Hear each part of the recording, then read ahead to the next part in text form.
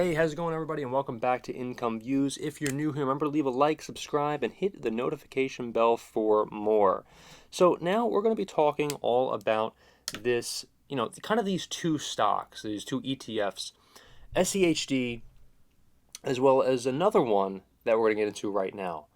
And the question that I really did see was whether or not you should invest in this ETF rather than SCHD.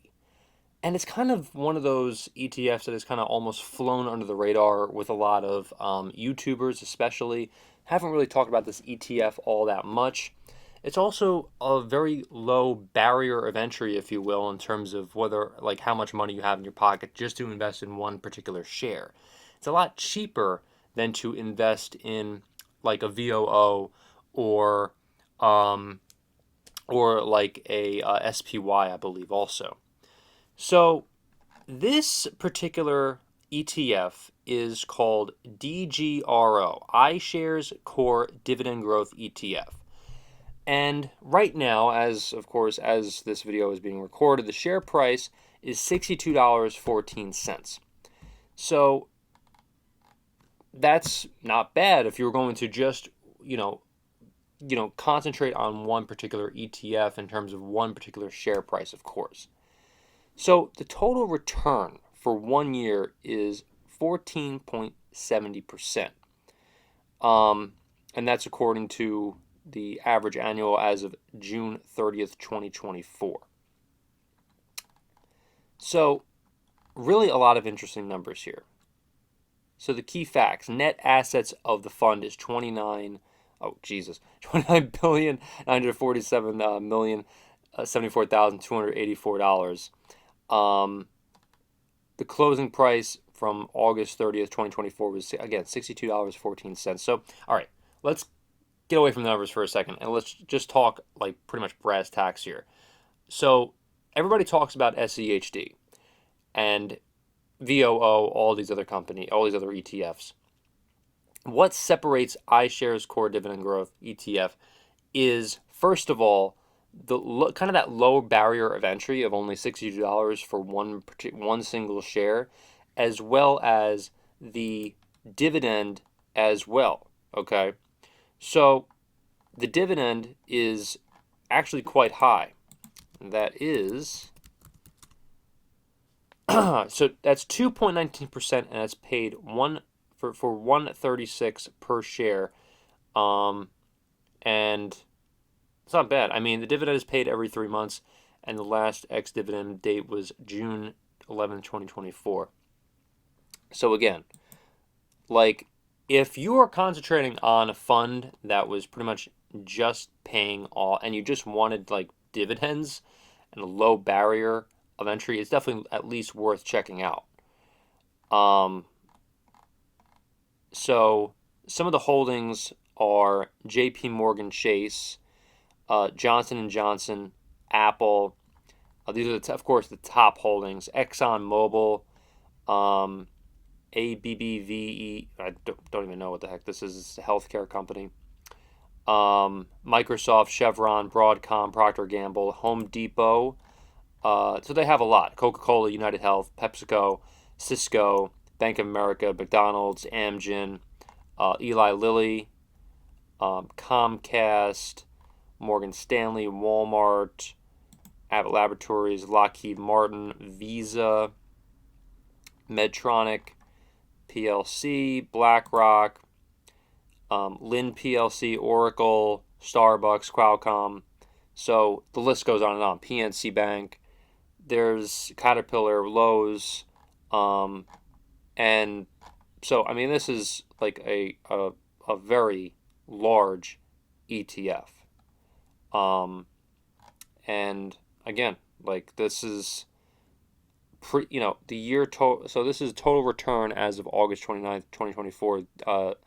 YTD is 15.78%, an expense ratio of 0.08%.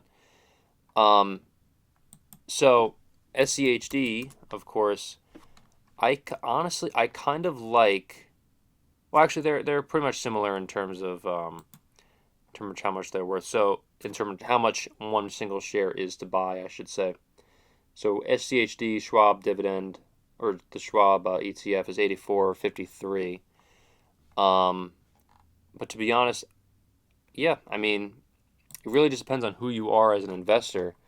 Because iShares, DGRO, it's much more of an interesting like holdings compared to Schwab SCHD. So if you, let's just say you're going to invest in both like SCHD as well as DGRO, then that really is going to diversify your portfolio.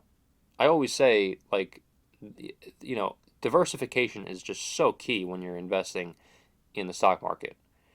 And really to, of course, invest in the best ETFs as well as, the best companies out there in terms of, like, let's just say individual stocks.